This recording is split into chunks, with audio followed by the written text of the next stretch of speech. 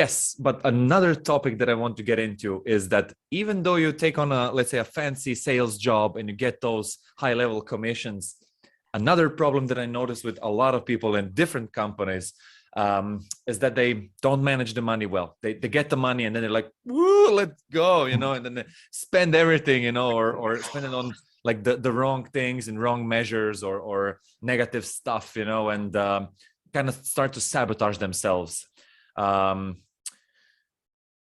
How do you look at that? Like, I think it boils down to personal development, because even like if you got money on a lottery, we discussed that last time, like you'll probably, if you don't change your mindset really fast, you'll probably lose all the money. Absolutely, yeah. I think we did discuss that I don't know, 90-something% of lotto winners end up being broke within a year or two. And look, it's same with this, like, you know, people, you know, who are getting sales jobs all of a sudden, maybe like, especially if they're in high ticket sales, you know, if the commissions are like 4 figures and all that, you know, all of a sudden, like, you start getting, like, I noticed that with ourselves, like our income went, again, Joe, we made quite a leap there. And it's, you know, you get comfortable, you know, all of a sudden you're like, yeah, sure, like I can spend 100 here and 500 there and this and that. And again, all of a sudden, like, that's, Joe, it's gone. Mm-hmm. So what we did recently, like, and I just noticed that, like, people are not educated when it comes to money. And recently we kind of not hard, like, my mom's childhood friend is a guy from Zagreb, from your city.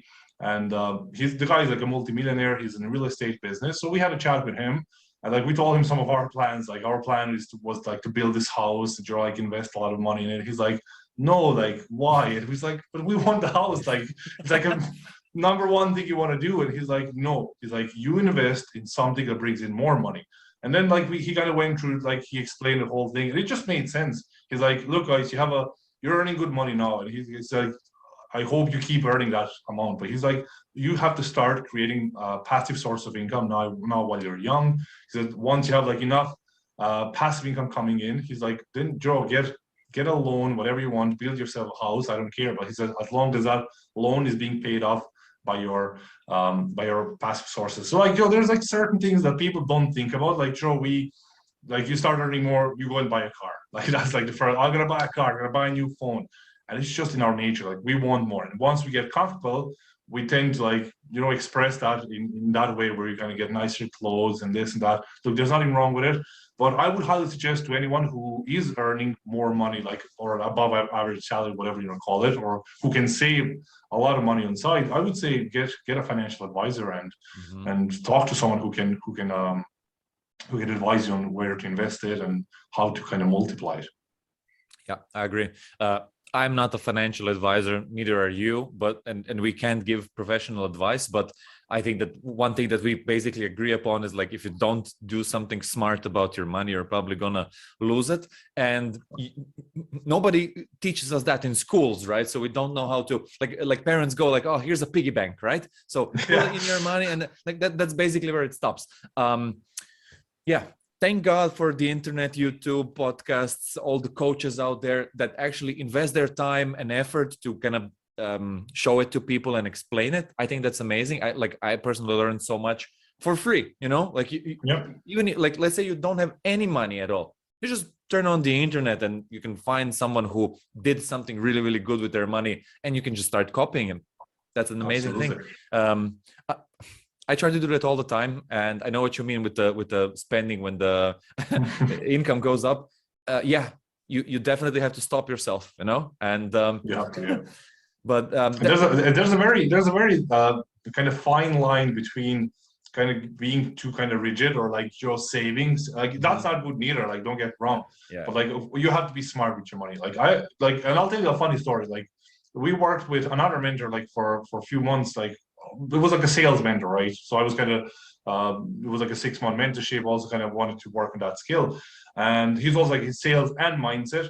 So I asked him, like, look, man, I said, we moved back to Croatia. Like, we're earning like much more than what average person here earns. I said, how do I prevent myself from getting too comfortable? Like, that was my question. I said, because I started noticing that, you know, there's people here who work for like 500 or 600 euros a month. And then, like, you know, there was days where I could earn a few thousand. So, you know, there was things like that. He said, you just need to spend money. So I was like, what do you mean, like, spend money? He's like, you need to kind of release. He said, release some energy. So what he did, like, he asked me, like, could I like donate a lot of money? Like, could I like donate a couple of thousand? So I remember, like, my car, I had a car in Tralee, and it was there because I didn't sell it before we moved. And it was on done deal, but I never sold it. The car was around 5,000 euros. So my brother still lives in Tralee. So I rang that mentor. I said, look, the car is there. I said, if I give that brother to my car, if I give that car to my brother, I said, would that count as a donation? He's like, absolutely. So I rang my brother the next day. I gave him the car. Nice. Now it was really kind of uncomfortable because all of a sudden, like, you're just kind of giving away 5,000 euros. But then what really happened this month, this is true story, like, that month was my best month ever financially. So that was September, October last year. And up to this day, I never had a better month financially. So there's that mindset there as well. Yeah. You know, but like, that was, as he said, like, you need to kind of release some energy before you get more. But again, look, that doesn't mean you need to go every month and buy stupid things you don't need. You know, that was like just really one case of me not getting comfortable with life here. But yeah, it's a very fine line. Okay, be smart with it. Find someone who understands it. Find someone, like, I found a guy who's going to kick my ass because I want to build my house before I'm 30. And then, like, see, the thing is, like, we wanted to build it with cash. So we're like, look, we're not going to get a loan and this, that. He's like, no, you're going to invest in something that brings in more money. It was a bit of a shock, like, especially I was shocked. She thought, like, yeah, absolutely, like, getting a house is the most logical thing you can do, but apparently it's not. Look, again, if we didn't have anywhere to live, it would be like absolutely logical step. But like, right now we live in my parents' house. It's a huge house. You know, I have my own, this is my office. Yana has her office. We have bedroom. We have another two living rooms. So, I mean, we have a roof over our head. So it's not like we don't have to build a house tomorrow. So again, it gives us more time to build like something else or invest in something else that would bring in money. Hey, thanks for watching this video. If you want to see the full version, go to the Uncle Gold Podcast YouTube channel or watch the next clip.